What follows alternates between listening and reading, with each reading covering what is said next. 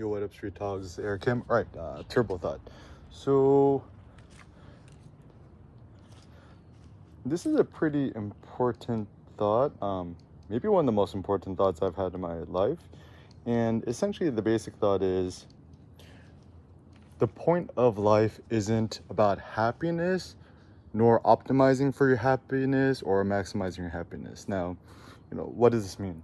So, essentially, I think the biggest problem that we have in modern day life is we're always trying to optimize for happiness, right? We're just like, I just want to be happy. And, even Kanye West, right? He has that new song with Future on his Donda 2 album, the Happy song. It's like, everyone just want to be happy, right?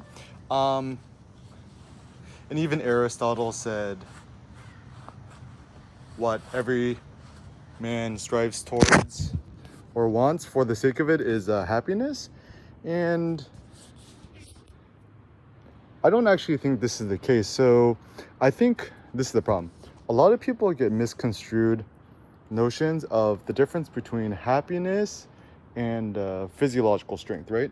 So I almost wonder if a lot of philosophers of the past, or even modern day people, people are actually just kind of sick.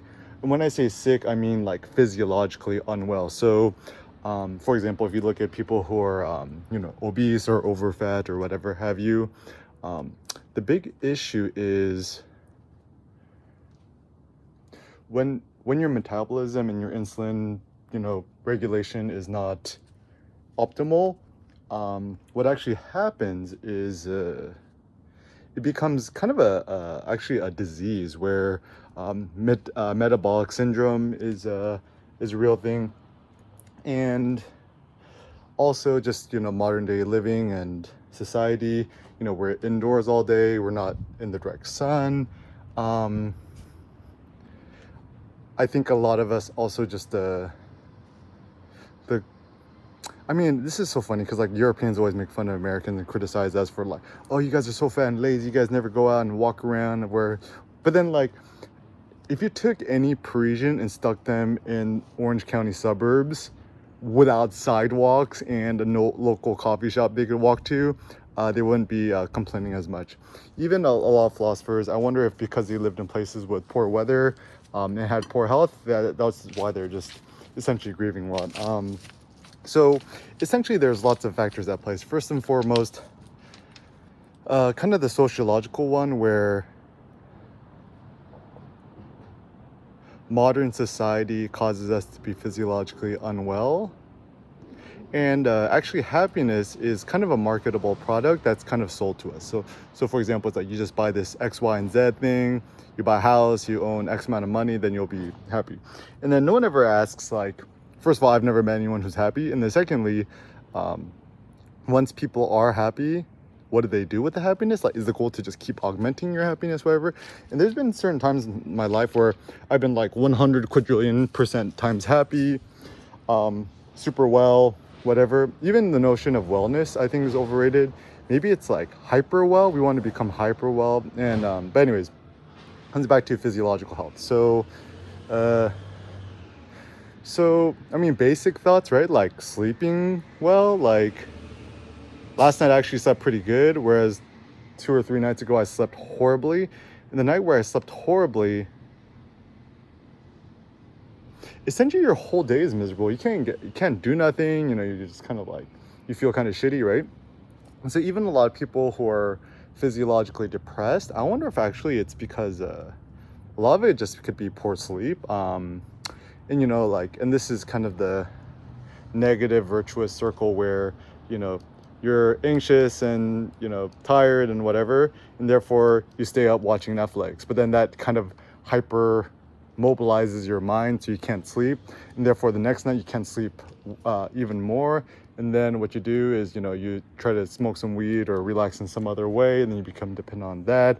And certainly I'm a little bit suspicious where if you smoke every night a marijuana every single night to fall asleep, I'm sure it affects your sleep somehow. I don't think it actually maybe it helps you fall asleep, but I'm sure the quality of sleep you get isn't super great. It's kind of like alcohol.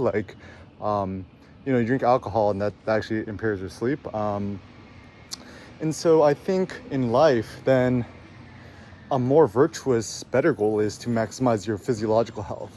And I mean, some basic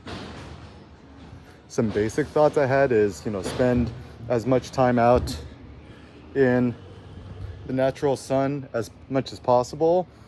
Um, don't wear sunblock. Sunblock's for suckers. Spend as much time walking a day. Like a thought I had is like, I've never met anyone who's depressed who walks at least 30,000 steps a day. Even the only person I've ever met who maybe walks 30,000 steps a day, like for example, like, I've actually tried to hit 30,000 steps a day. I've actually not, I think I might have succeeded one day in LA. Might have been like 29,000 steps or whatever. But then, so essentially to be human is just to walk around, to be a biped. There's apparently a good book that was written recently, like the reason why we humans evolved to become bipeds is because we could walk further, upright, longer periods of time. So anything that we do is sitting or being sedentary is really just like not good for you. It actually depresses you. And even a thought I had while doing a road trip recently, everyone wants a nice luxury car. Everyone wants a Lambo, Tesla, whatever have you, Rolls Royce.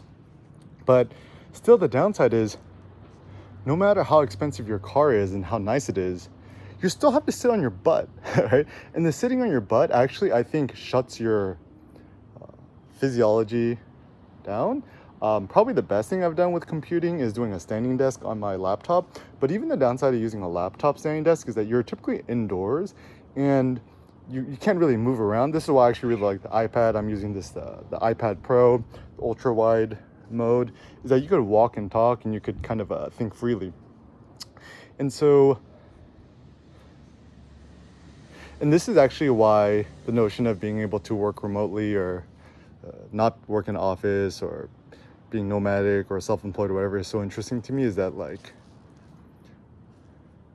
humans are not meant to be in an office. Even if the world's nicest office, you're on the 100th story floor of an all glass ceiling skyscraper, no one wants to be the man in the glass tower. And so, certainly we don't have unlimited choices in life, but we do have some modicum of choices and abilities to move around. Even this morning, I just woke up, walked to the local neighborhood coffee, just to kind of start moving. Probably the best advice I got is once you wake up, the most virtuous thing you do is actually just go outside and go to the environment and walk around. Maybe this is also why camping is so good for your health, because you sleep in the tent, you wake up, typically you get out of the tent and boom, you're already exposed to the environment. So I think more connection with the environment is actually a good one. I mean, even if we think about building new homes for the future, I like the idea that like you wake up in your bedroom, like like wouldn't this be cool, right? It's like if I could create my own like little video game house, right? Like you have the bedroom, and then you had to walk into your kitchen, and then your kitchen is like this open air space. I don't know, who knows, maybe you live somewhere in SoCal or Palm Springs or something where it allows this, where you're immediately exposed to nature. And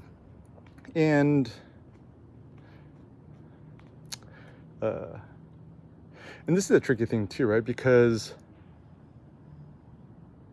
some people want fair weather forever, like you forever want to live in like sunny Southern California or San Diego, whatever. But the problem is, even though the weather here might be great, it kind of like weather by itself is a little bit boring. You still need to kind of go out and do stuff, right? And so if you live in a place with really cold and shitty weather, probably the most virtuous thing you do is just like buy a really nice Canada Goose jacket and some really nice expensive merino wool hiking clothes or winter clothes. Even my friend Matthias told me, in Sweden there's a saying, it's like there's no such thing as bad weather, only bad clothing. And so I would say to spend tons of money on clothes is actually probably the most important thing, like probably more important than your phone, than your car, etc. One of the things I'm super proud of is in my life, I've actually never spent more than $2,000 on a car. The last car I bought was a 2003 Subaru Outback 5-speed, 200,000 miles for $800 in cash. So take all that money, like don't waste your money on cars. Spend all that, like, even getting a basic used car or a new car, whatever. Let's say you drop 30 grand, right? Dude, I'm like, how much nice clothing can you buy for $30,000? You could buy like 30 Canada Goose jackets or whatever.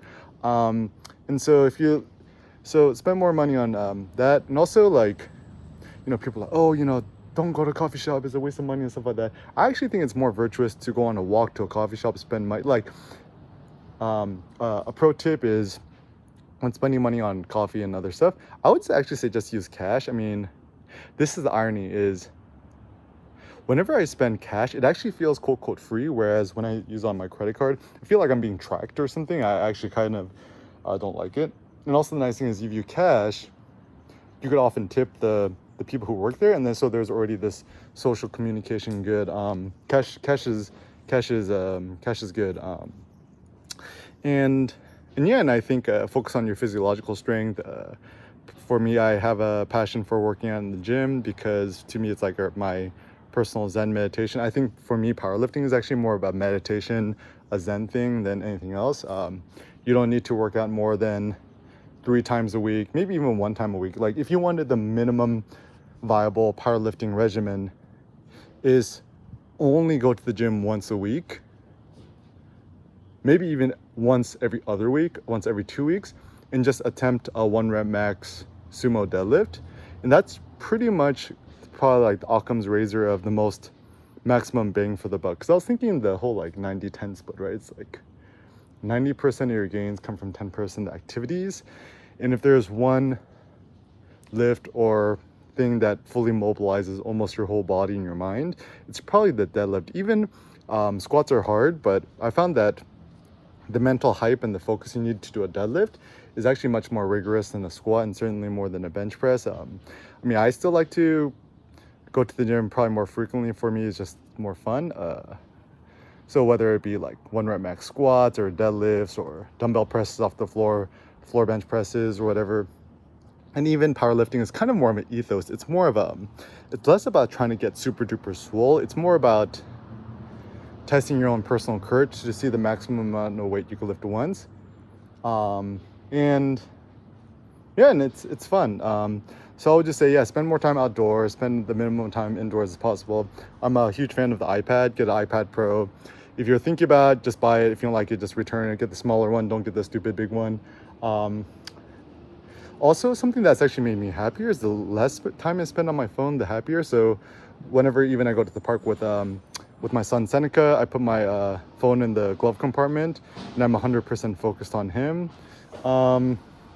Eat more meat, intermittent fasting, don't eat breakfast or lunch. And so maybe the ultimate takeaway is that physiology is more important than happiness.